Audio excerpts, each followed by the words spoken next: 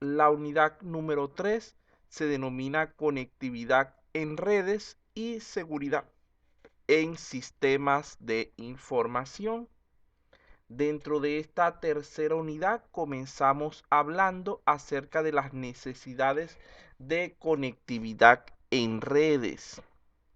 Vean que aquí estuvimos viendo varias nociones fundamentales relacionadas con la conectividad en redes.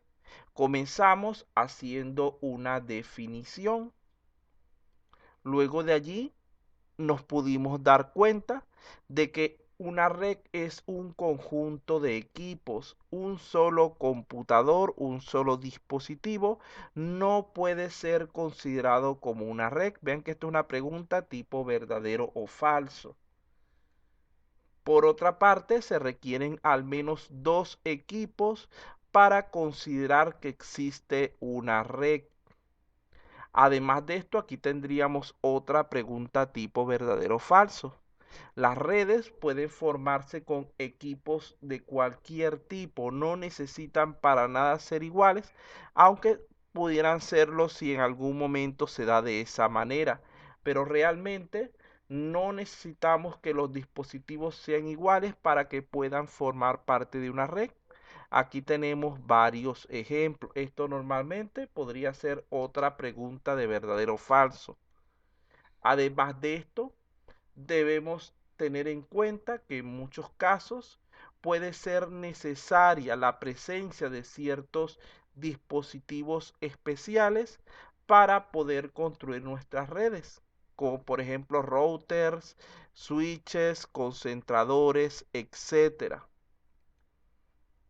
donde la principal empresa que se dedica al desarrollo y distribución de este tipo de dispositivos se denomina Cisco, que es la líder actualmente en cuanto a lo que es los distintos componentes, elementos y estudios de redes. Aquí tenemos varias de las principales funciones que tiene cualquier tipo de red: compartir información, recursos, ofrecer servicios, alta velocidad de transferencia y reducir costos de comunicación. Todo este conjunto de funciones no creo que necesite recordarlas porque son bastante conocidas y fáciles de entender. Si tienen alguna duda, muchachos, en algún momento, por favor les agradezco que pregunten. No se queden con la duda porque ya después de este repaso, la próxima clase continúo hacia la unidad número 4. Y recuerden que su examen cada vez está más cerca. El examen, si no me equivoco, no es el próximo, es dentro de 10 días aproximadamente, 9, 10 días. Así que traten de comenzar a estudiar desde ahora. Espero para el día lunes montarle nuevamente la actividad práctica como he hecho hasta ahora para apoyarlos en dicho repaso. Pero eso sí, les voy a agradecer que no hagan como la última vez. La última vez les dejé abierta la actividad por una semana, desde un lunes hasta el siguiente, y resulta ser que hubieron varias personas que el día miércoles, cuando ya había comenzado la evaluación formal, se comunicaron conmigo preguntándome si les podía volver a abrir el repaso porque habían hecho un solo intento. La idea es que aprovechen sus 3 intentos que se les están brindando para que así tengan una mejor idea de, digamos que del tipo, el formato de preguntas que se les está presentando para la evaluación. Pero si ustedes se descuidan, una vez que comience la evaluación formal, ya no voy a volver a abrir el repaso. Aquí tenemos algunas de las principales tecnologías o medios utilizados para la construcción de redes. Tenemos por una parte los de tipo cableado, donde incluimos el par trenzado, el coaxial y la fibra óptica, cada uno de los cuales tiene sus propios beneficios y características, donde aquí lo que se destaca es que los diferentes dispositivos están unidos de manera física. En el caso de las redes inalámbricas, tendríamos como representantes al Wi-Fi, al Bluetooth y a los medios satelitales, cuya característica en este caso es que no existe esa unión física de los dispositivos, sino que se hace a través del aire, de ondas magnéticas preferiblemente. Aquí tenemos algunas imágenes representadas hacia esto. Debemos entender aquí que nosotros, para lo que es la transmisión de datos, esta es otra pregunta que generalmente también coloco, generalmente atravesamos por distintos medios. Por ejemplo, déjame si está aquí, no está aquí. Bueno. Por ejemplo, la señal que sale de nuestro computador hacia el router pasa a través de un cable tipo par trenzado. Luego de allí se conecta hacia lo que es el módem mediante otro cable similar. Del módem sale hacia la calle en un cable coaxial. Luego de la calle pasa hacia un cable de fibra óptica, el cual la lleva hasta el proveedor. El proveedor probablemente usa una señal satelital para adquirir la conexión a internet de manera más potente. Y luego comienza el viaje de regreso hacia el otro usuario, donde supongamos que el usuario esté, por ejemplo, en China, por decir un lugar, esa señal satelital es retransmitida al operador en China, la cual podría pasar por medios inalámbricos para conectarse al celular del receptor, y allí podríamos ver que hemos cubierto casi todos los tipos de medios disponibles para realizar una única comunicación. Además, debemos ser conscientes de que no basta solamente con contar con la infraestructura, con el hardware de red, sino que también debe estar presente el software adecuado que nos permita otorgar a esos componentes físicos las funcionalidades requeridas para su aprovechamiento. Recordemos que una red, al igual que un computador, si no tiene el software adecuado, no pasa de ser más que un mero adorno, un mero objeto sin utilidad. El software es el que realmente le va a brindar utilidad a cualquier elemento informático con el que estemos trabajando. Por otra parte, tenemos lo que serían las señales analógicas, que son de tipo continuo. Generalmente las vinculamos con esos valores que genera el usuario como entradas o que recibe como salidas, ya que este es el tipo de valores, de señales que el ser humano puede entender, tales como sonidos, imágenes, textos, etcétera. Por otra parte, el computador no trabaja internamente con procesos de tipo analógico, sino de tipo digital, las cuales habitualmente serían de tipo binario y se usan para el procesamiento interno de los datos. Además de esto, tenemos por aquí que hacer referencia a componentes de seguridad como lo sería el firewall, que lo que hace es evitar el ingreso de bueno, el ingreso de usuarios no autorizados al sistema. Aquí tenemos algunos de los principales tipos de procesadores de comunicación. Habitualmente, esto es una pregunta que nunca dejo de colocar para lo que sería la parte de emparejamiento. Coloco los diversos términos con sus definiciones para que ustedes ubiquen cuál corresponde con cuál. Aquí tenemos, ya esto lo vimos, vamos a pasarlo. Ajá, tenemos por aquí las topologías de red. Aquí tendríamos una definición que nos dice que es una familia o estructura de comunicación que es usado por los dispositivos de la red para intercambiar sus datos. Recuerden que la topología es un elemento de tipo lógico. Esa es otra cosa que también siempre pregunto. donde no es indispensable que la parte física de la red tenga exactamente la misma estructura que se indica en la topología. Ella lo que va a servir es para explicar la manera en la que viajan los datos a través de la red, aunque los cables que se puedan colocar estén ubicados de manera diferente. Por lo general, en la mayoría de los casos, esto debido a limitaciones de espacio y a cuestiones estéticas. Aquí tenemos las topologías básicas. La topología de bus, hay un cable central a través del cual se coloca la señal y los diferentes dispositivos hacen uso de ella en el momento que la necesiten. Tiene como ventaja que es sumamente fácil de implementar, pero su desventaja es que tiende a generar choques, generar colisiones. Por lo tanto, la cantidad de equipos que se pueden conectar en esta topología es bastante limitada.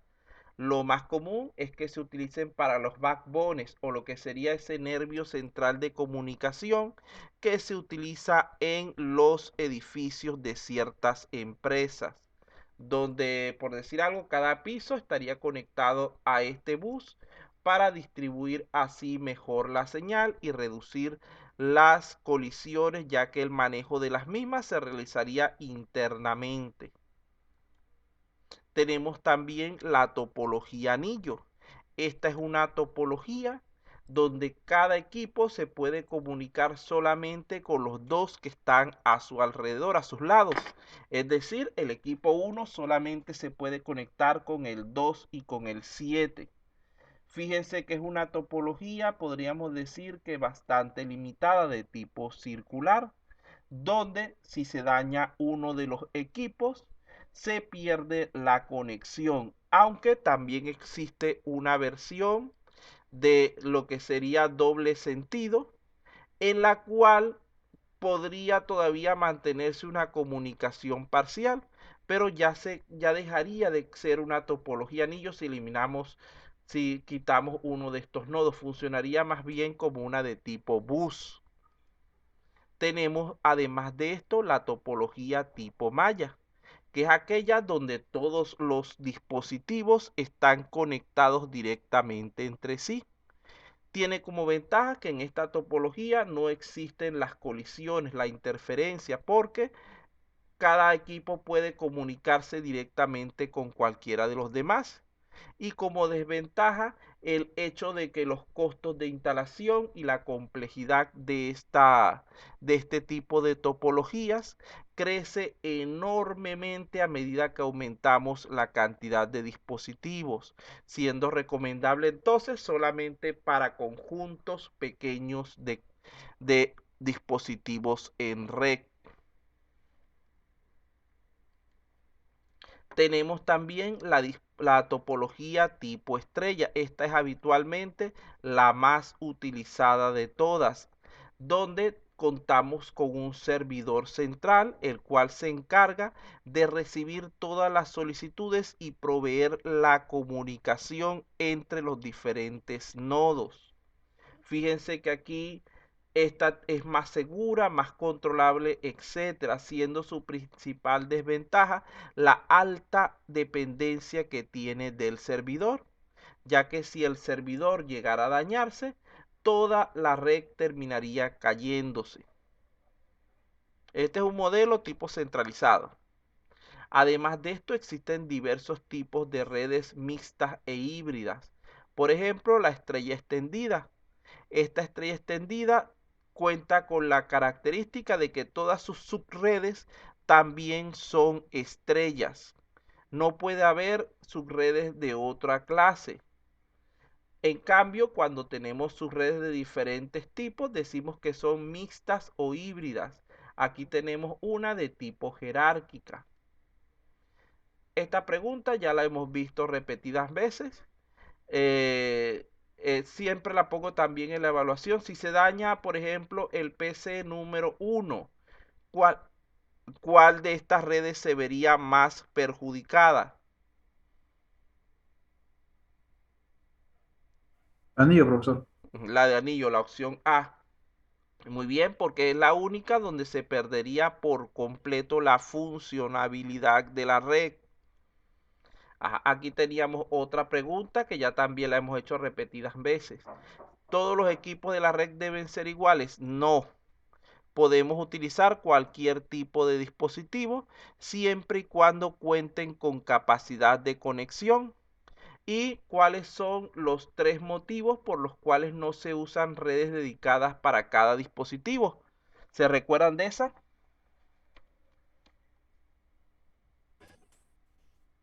Sí, profesor. Ah, Uno de diga. ellos es de que sería demasiado costoso. Ah, costoso, esa es la primera. La El otra, costo, Otro es que se sobre... su complejidad para aplicarla. Ajá. complejidad, bueno, falta de disponibilidad de recursos generalmente, que cómo colocamos, digamos que N redes que ocupen una para cada persona en el mundo, para cada dispositivo en el mundo. ¿Qué más? ¿Falta una? El desperdicio de recursos, profesor. Desperdicio de recursos, porque recordemos que en ese caso nosotros no vamos a usar esa conexión, esa red 24 horas al día, 7 días, 365 días al año, sino que generalmente la usamos en momentos puntuales. Tal vez pareciera como que las tuviéramos conectados permanentemente, pero realmente nosotros estamos enviando o recibiendo datos durante el día, durante un periodo de tiempo bastante limitado. Entonces allí tendríamos nuestras tres causas: desperdicio de recursos, carencia de recursos y alto costo.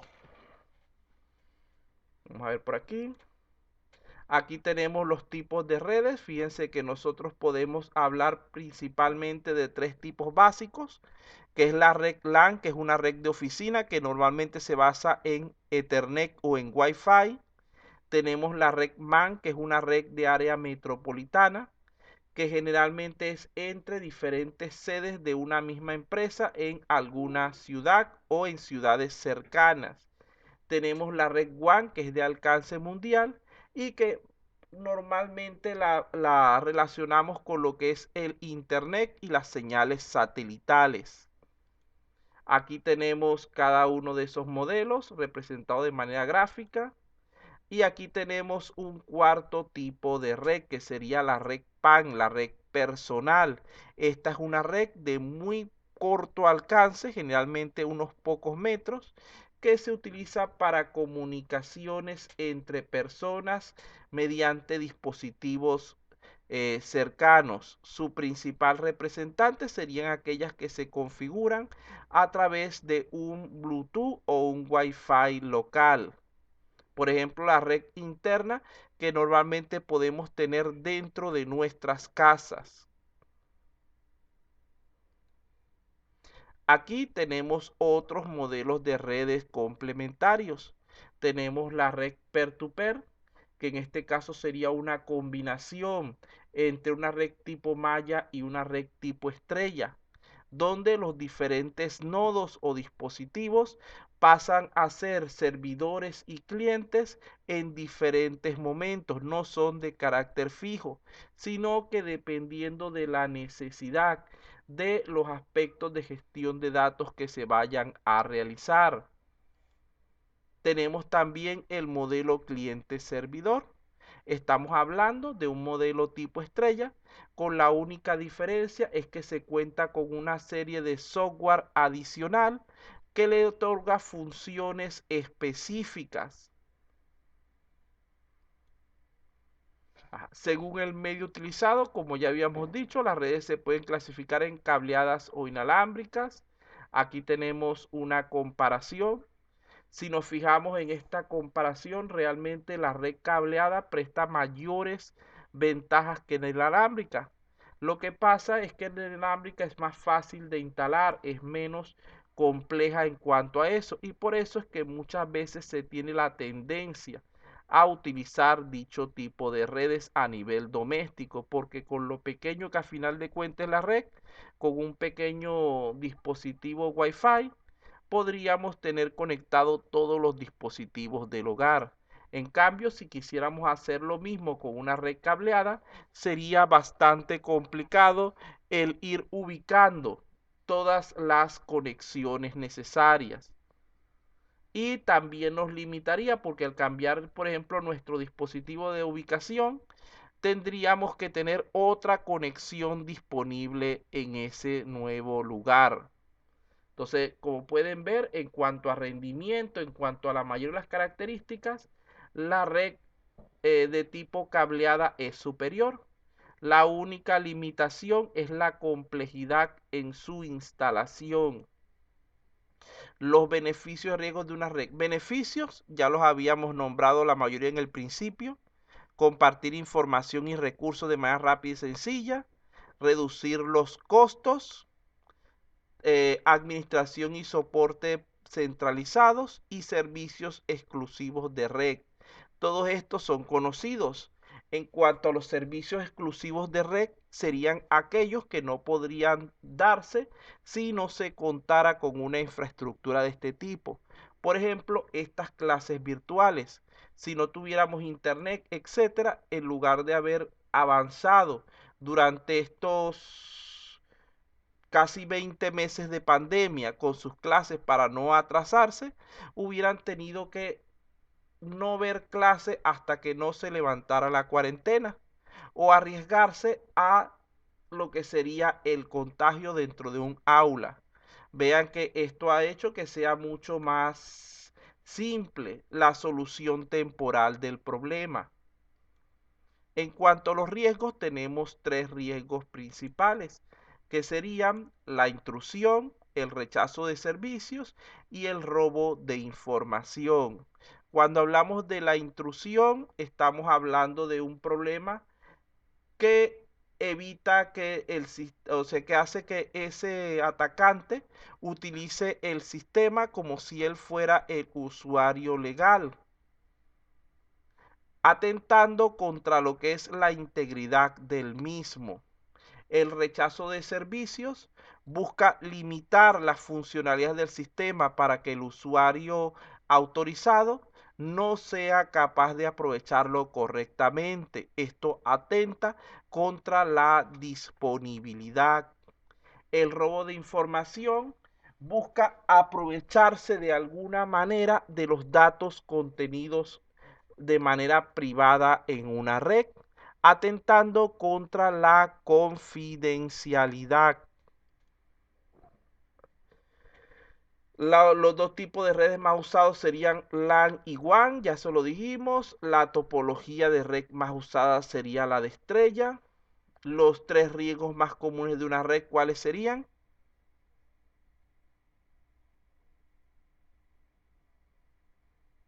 Robo de información. Ajá, faltan dos.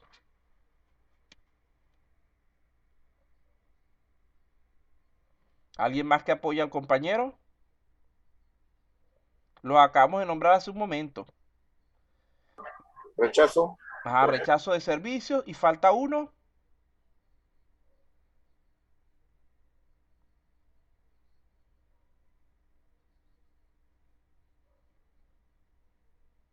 Intrusión. Recuérdense eso, que esos son tres conceptos que creo que tienen más de una pregunta dentro del examen. Aquí con eso terminaríamos con lo que es la primera diapositiva. Pasamos entonces a la número 2.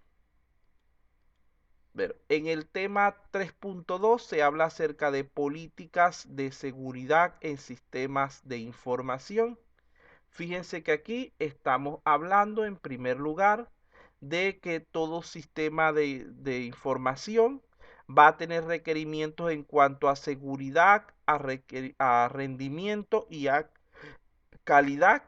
Además de ello, se hace indispensable asegurar su conectividad, ya que estamos hablando de sistemas de tipo web, de sistemas en redes. Aquí pueden presentarse dos tipos de ataque. Tendríamos los ataques pasivos, que lo que buscan es mayormente robo de información y que no son fácilmente detectados, no producen realmente daños al sistema. Y tenemos los de tipo activo que sí dañan al sistema, sí son percibidos más fácilmente por el usuario. Aquí tenemos la definición de gestión de red. Lo que se busca es alcanzar niveles óptimos de rendimiento, disponibilidad y seguridad. Aquí tenemos varias áreas funcionales que están abarcadas dentro de la gestión de red, donde nosotros nos enfocamos en este caso específicamente en la que está relacionada con la seguridad. Aquí tenemos algunas funciones básicas de lo que es la seguridad en los sistemas. Debemos identificar los recursos sensibles, es decir, sobre todo esas vulnerabilidades que pueden existir, almacenar esos intentos de acceso, es decir, registrar las amenazas, para así tener una idea más clara de los peligros que puede enfrentar nuestro sistema. Y tenemos mantener los puntos de acceso protegidos, es decir, tener una supervisión constante de los riesgos. Esto nos lleva a que cada uno de esos tres conceptos tiene varios aspectos de los cuales conversamos.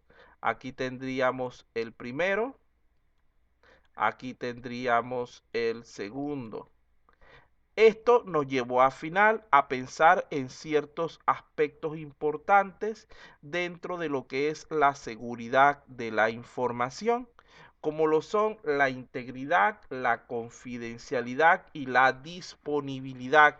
Estos son otros puntos importantes que siempre están presentes en esta evaluación. Un voluntario, ¿a qué se refiere la integridad?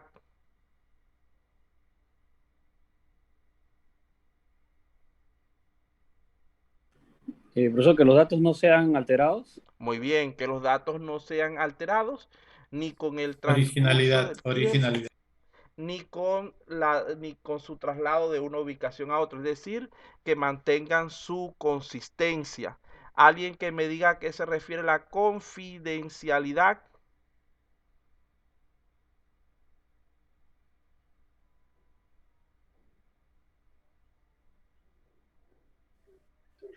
Que la información personal sea protegida y no sea divulgada sin consentimiento de alguien.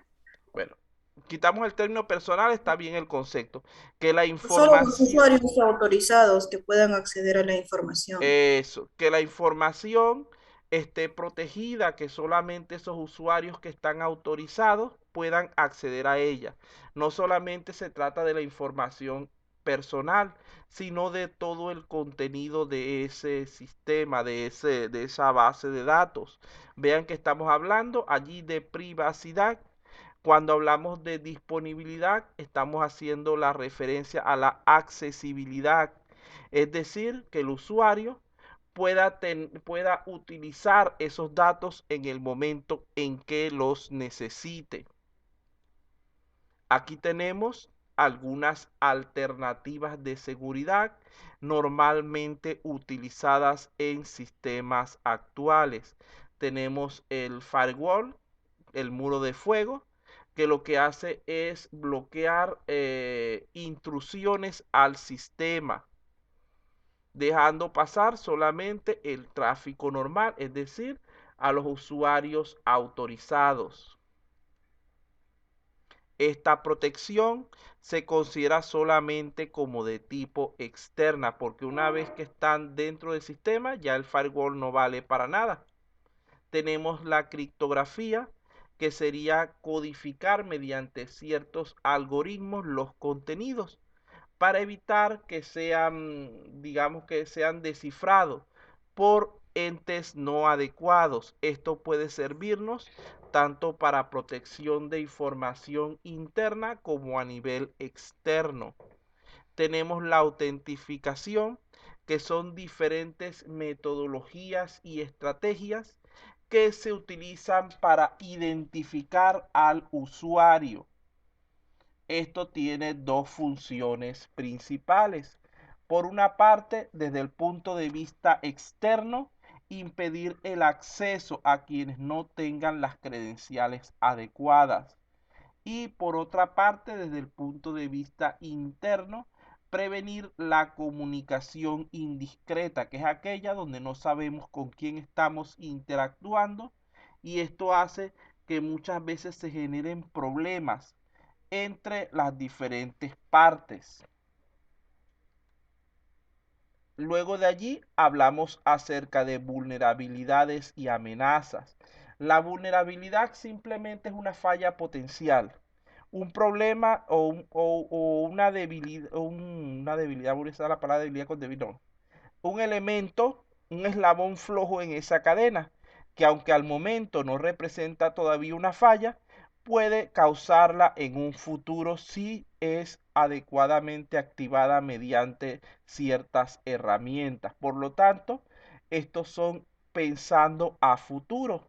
Son elementos predecibles y que pueden ser prevenibles. Si nosotros sabemos que ese eslabón de la cadena es el más débil, debemos buscar la manera de reforzarlo para evitar que esa vulnerabilidad sea explotada por un atacante. Fíjense que la vulnerabilidad va a comprometer los tres elementos de la seguridad de nuestro sistema que nombramos anteriormente. En cuanto a la integridad, altera los contenidos que hemos guardado de manera no autorizada, es decir, le va a permitir al atacante el destruir, el modificar nuestros contenidos. En cuanto a la confidencialidad, permite que se revelen los contenidos privados. En cuanto a la disponibilidad, impide el acceso a los usuarios autorizados. Vean que la vulnerabilidad puede tener muchos orígenes, pero la mayoría de ellos están relacionados con el proceso de desarrollo y mantenimiento del sistema. Por lo tanto, es nuestra responsabilidad como ingenieros en el área procurar minimizar este tipo de fallas. También se pueden presentar algunos de tipo externo como defectos del hardware y fallas en la infraestructura, pero generalmente su efecto es mucho más limitado. Tenemos también la definición de amenaza. Esta va a ser una acción que activa una vulnerabilidad para atacar el sistema. Esto va siempre a producir efectos negativos y va a implicar para nosotros que si logramos eliminar, minimizar esas vulnerabilidades, estaríamos también reduciendo la posibilidad de que esa amenaza generara algún problema. Es como la redundancia y la inconsistencia.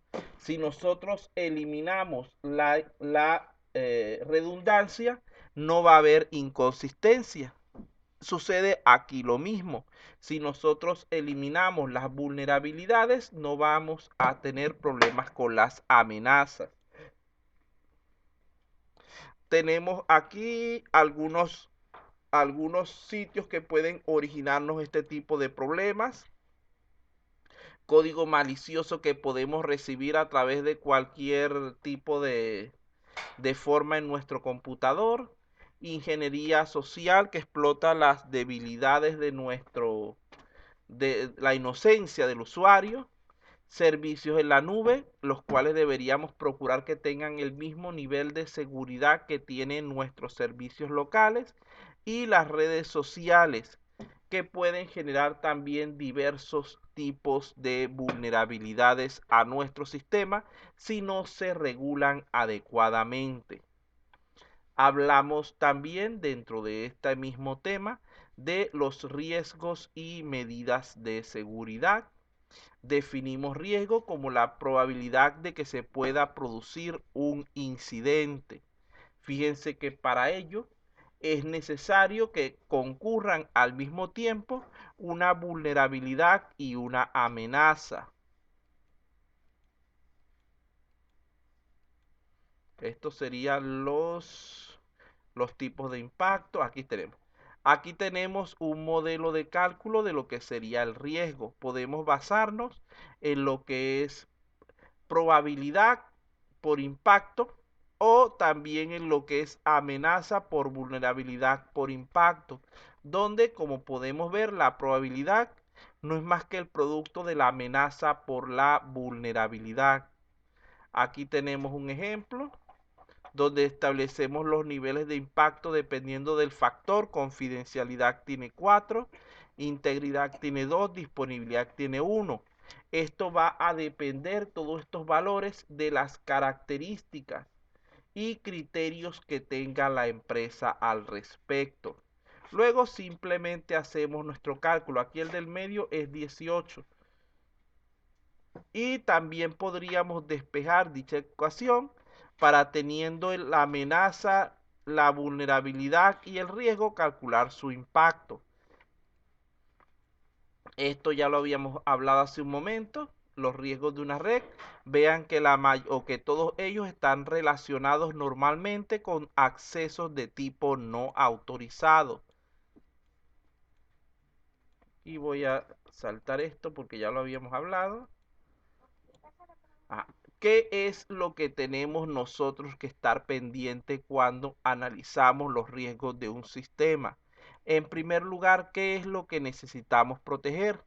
Normalmente los datos, los dispositivos, las personas, e inclusive se les da cierta prioridad a unos u otros dependiendo de las características de ese sistema. ¿Cómo vamos a proteger? ¿De quién vamos a protegerlo? Podemos nosotros normalmente pensar en que la protección se limita a los elementos, a los atacantes de tipo externo, cuando en realidad debemos estar pendientes también de nuestros elementos internos, ya que estos pueden ser muchas veces inclusive más dañinos que los de tipo externo.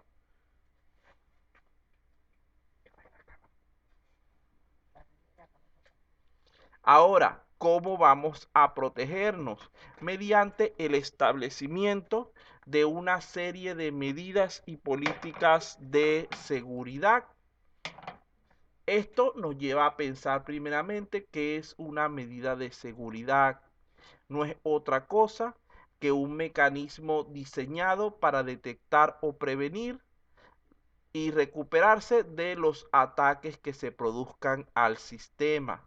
Fíjense que dentro de estos mecanismos tendríamos que establecer los controles requeridos. ¿Qué es lo que vamos a hacer? ¿Cómo vamos a lograrlo? Así como también supervisar la ejecución de dichos controles. ¿Quién va a estar encargado? ¿Cuándo deben aplicarse? Aquí tenemos las funciones básicas de un mecanismo de seguridad, que serían prevenir, detectar y recuperar. Todas estas en conjunto conforman lo que denominamos la administración de la seguridad en el sistema. Los mecanismos de seguridad, además de esto, pueden ser clasificados en de tipo generalizado y de tipo especializado. Los generalizados son de alcance global y están enfocados mayormente en prevenir amenazas, en tratar ataques de tipo externo. Los de tipo especializado son de carácter particular, están enfocados mayormente en tratar las vulnerabilidades, en evitar esos ataques de tipo interno que se puedan presentar. Aquí tenemos las acciones que puede tener un mecanismo de seguridad. Creo que no necesitan explicar mucho al respecto. Disuasivas, que es para desmotivar al atacante. Preventivas, que blinda las vulnerabilidades para evitar que la amenaza pueda materializarse. Las detectoras identifican los ataques y luego activan las medidas correctivas que eliminan el problema y tratan de restaurar el sistema a su forma operativa. Estas son de tipo previo, se hacen antes de que el ataque pueda afectar realmente al sistema, y estas son de tipo posterior, una vez que ya el ataque se ha materializado. Aquí tenemos varias dimensiones de la seguridad. Y aquí hablamos de diferentes políticas de seguridad que se pueden aplicar, tanto de manera previa, que serían pruebas de seguridad para lo que es el diagnóstico, análisis de riesgo también tiene el mismo fin. Tenemos el establecimiento de protocolos, tenemos la conformación de equipos de seguridad que deben ser predefinidos antes de que se produzca el ataque, y en la parte operativa tendremos la formación e información que deben tener los miembros de la empresa de manera continua, la revisión periódica de contraseñas y el mantener la protección antivirus y otros elementos similares actualizados en todo momento. Vean que si logramos trabajar de manera adecuada con todos estos elementos, podremos garantizar en buen grado la seguridad de nuestro sistema. La protección antivirus en todo momento debe estar actualizada y debería ir acompañada de un muro de fuego, e inclusive los antivirus modernos traen integrado este componente para evitar incompatibilidades que pudieran presentarse. Ya con eso terminaríamos con el 3.2. ¿Alguna pregunta?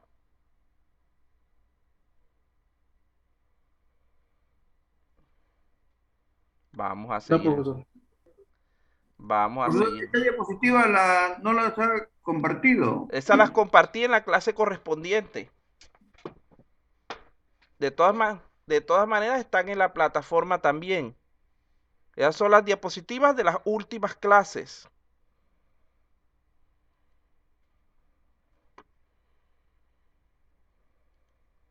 Ajá.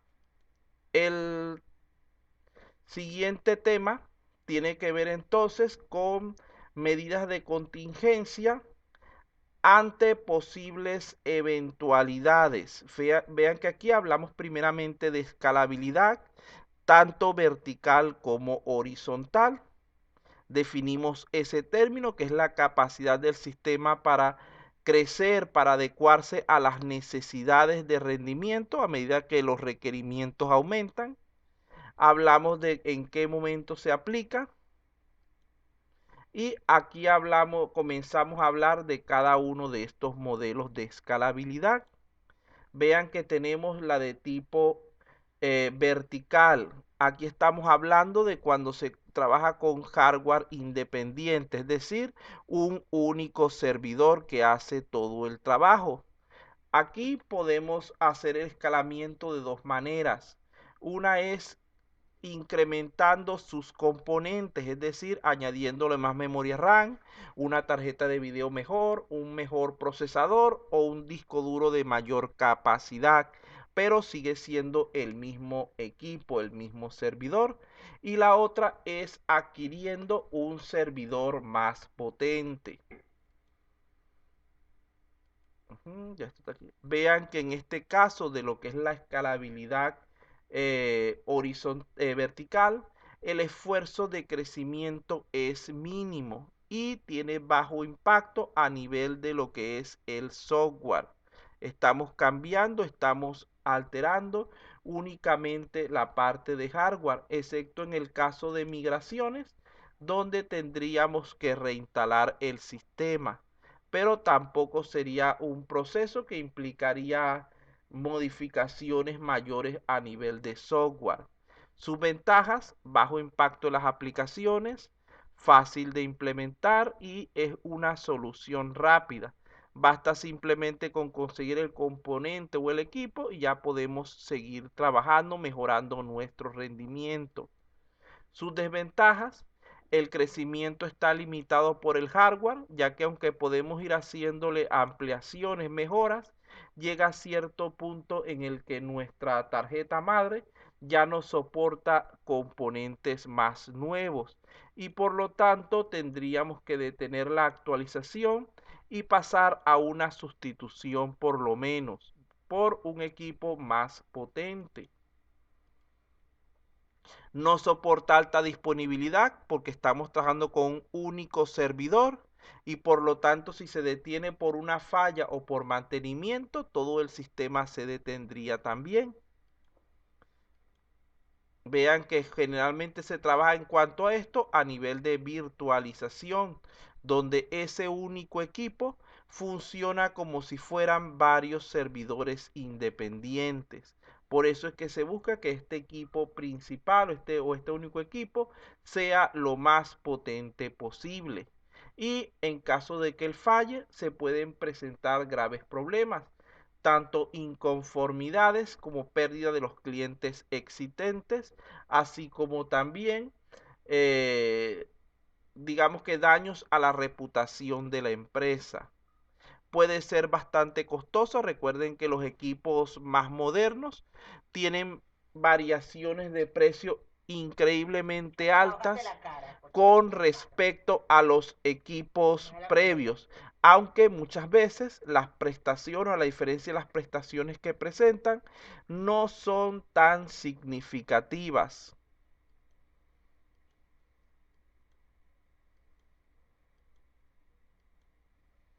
Ejemplo de este tipo de situaciones sería el paso de Windows 7, Windows 8 y Windows 10.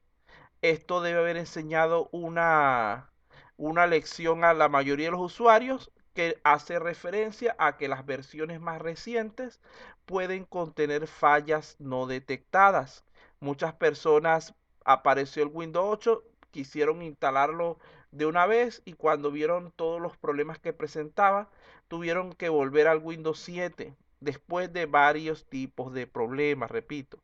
En cuanto a esto, vean que la idea del escalamiento vertical es incrementar la capacidad de trabajo mediante la mejora del manejo de la concurrencia y está vinculado con lo que es la virtualización.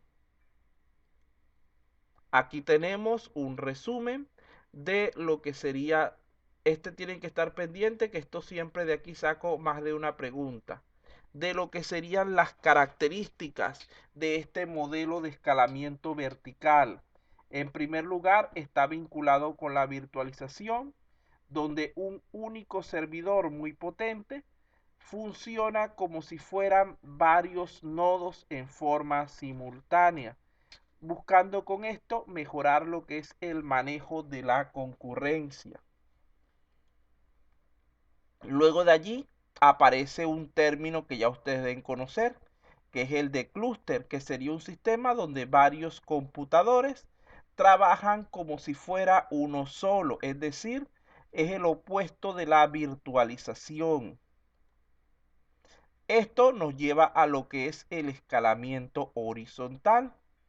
Fíjense que aquí, en caso de que quisiéramos mejorar este sistema, simplemente tendríamos que añadir nuevos nodos al clúster. Esto es más potente, pero a la vez más complejo de configurar, porque hay que unificar todos esos equipos, todos esos modelos, todos esos componentes para que trabajen de forma integrada y uniforme a través de herramientas de software. En el caso del escalamiento horizontal, nuestro crecimiento es prácticamente infinito, ya que no se limita a lo que es el hardware disponible, las tecnologías disponibles, sino que podemos ir añadiendo equipos cada vez que lo consideremos necesario para aumentar la potencia. Además de esto, brinda la posibilidad de ser combinado con el escalamiento vertical para mejorar su rendimiento, siempre y cuando la mejora de tipo vertical resulte menos costosa que el añadir un nuevo nodo. Soporta alta disponibilidad. Si un servidor falla, los demás siguen trabajando y así como también balanceo de cargas para mejorar el rendimiento mismo del sistema. En cuanto a sus desventajas, su infraestructura es más grande y compleja, es más difícil de configurar, generalmente requiere cambios en ciertas aplicaciones que no están diseñadas para su trabajo en clúster y la necesidad de mantenimiento es mayor porque se trata de varios equipos unidos, no de uno solo como en el caso vertical. Aquí tenemos nuevamente un pequeño resumen. Vean que dice que el escalamiento vertical e horizontal está ligado con lo que es el clustering, donde varios nodos de menor potencia funcionan como si fuera un único gran servidor para mejorar lo que es el rendimiento e incrementar la disponibilidad. Aquí sí hay disponibilidad en caso de falla de un nodo, los demás siguen trabajando. Aquí tenemos una pequeña comparación entre ambos, donde lo que se llega a conclusión es que buscan en ambos casos mejorar, optimizar lo que es el rendimiento. Aparece luego un dispositivo denominado failover. Este dispositivo lo que busca es implementar la alta disponibilidad. ¿Cómo funciona? Simplemente es un equipo donde tenemos dos, vamos a decirlo así, dos unidades de trabajo, una primaria y una secundaria. La unidad primaria es la que va a funcionar habitualmente. La unidad secundaria se encuentra en reposo, en fase de espera. Pero si la primaria falla, la secundaria se activa y comienza a trabajar hasta el momento en que la principal es recuperada. En ese momento, la secundaria pasa de nuevo al reposo. Fíjense que no están ambos bloques al mismo tiempo funcionando, sino que van a activarse o desactivarse el bloque secundario en función del funcionamiento del principal. Recordemos que en la sociedad moderna una falla dentro de nuestros sistemas informáticos puede tener graves consecuencias, inclusive pérdidas millonarias de dinero si lo vemos desde ese punto de vista. Por lo tanto, es de gran utilidad el estar preparados con medidas de contingencia, como lo es el escalamiento de tipo horizontal.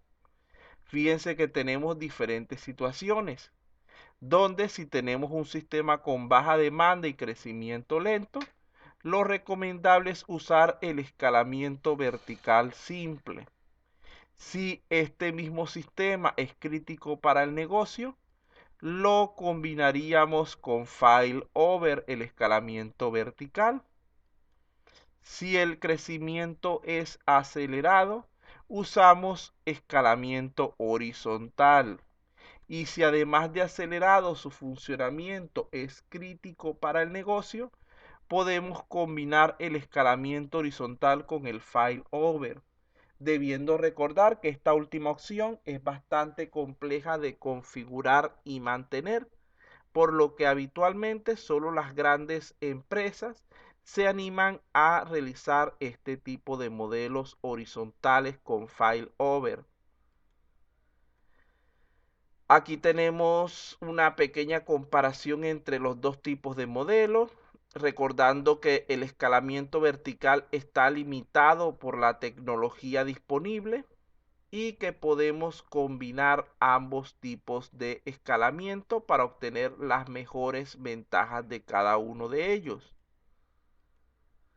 Recuerden que si lo vemos de manera independiente, el equipo que se usa para escalamiento vertical es más costoso porque es una máquina de altas prestaciones, mientras que el equipo que se usa en escalamiento horizontal es de menor precio porque es un equipo más sencillo, más normal. Hablamos también acerca de lo que es la replicación. Fíjense que cuando hablamos de duplicación, primeramente, estamos hablando de que el mismo conjunto de datos aparece más de una vez en el sistema.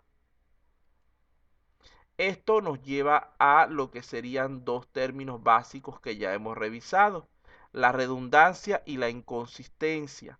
La redundancia es cuando se presenta información repetida y podría presentarse normalmente o podría darse normalmente de forma intencional. También hay veces que se presenta de manera accidental, pero en ese caso hay que eliminarla. Luego tendríamos lo que es la inconsistencia. Ella siempre que se presenta es de manera accidental, no intencionada. Nadie va a querer que sus datos tengan inconsistencia porque eso es una falla grave del sistema. De allí decimos que la redundancia es una vulnerabilidad, mientras que la inconsistencia sería la falla. Replicación versus duplicación. Aquí estas teorías. Aquí tenemos, para ir recortando por cuestiones de tiempo, los tres tipos de replicación. Tenemos por una parte la replicación instantánea, que es una copia completa de los datos. Como es completa, no requiere control de cambios y normalmente se utiliza cuando son sistemas con poca variación de su contenido.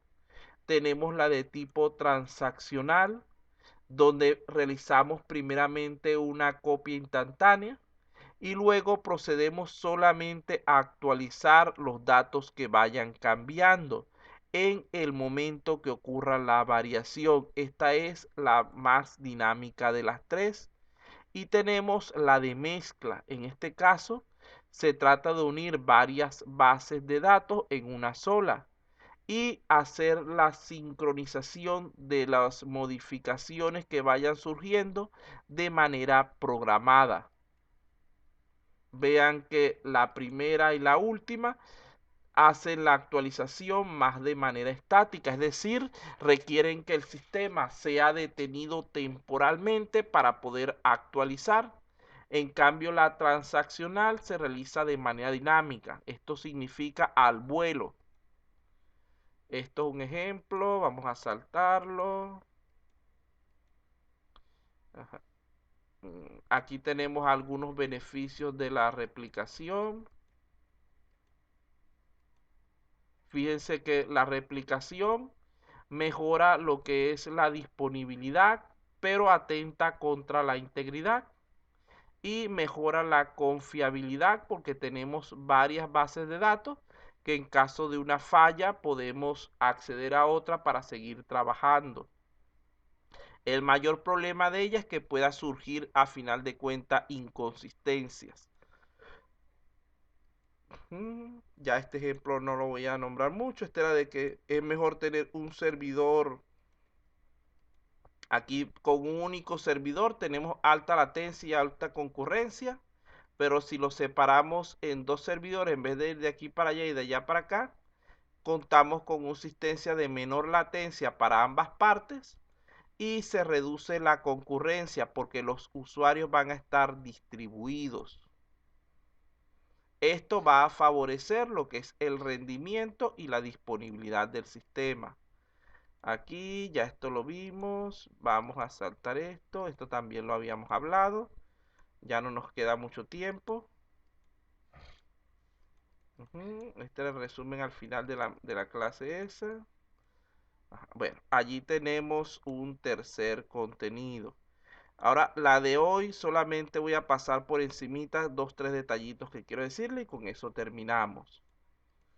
Bueno, por aquí, en esta de sistemas distribuidos, toda esta parte la revisan con cuidado, pero la última parte vamos a omitirla para la evaluación. Es decir, el cuadro que los puse aquí. Ya este cuadro que está aquí no lo vamos a incluir en la evaluación. Así que como les dije, no se preocupen por esta parte de esta comparación. Estudien lo que está antes de allí. ¿Ok? Pues esto es lo más complejo y no, para el examen no me parece muy adecuado para colocarlo en la forma de las preguntas que tenemos que plantear. Sí. Entonces, para el examen, solamente limítense hasta la diapositiva 23, la que habla de la replicación de tipo híbrida.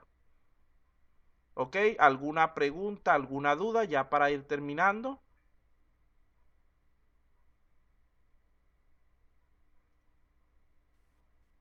Todo claro, profesor.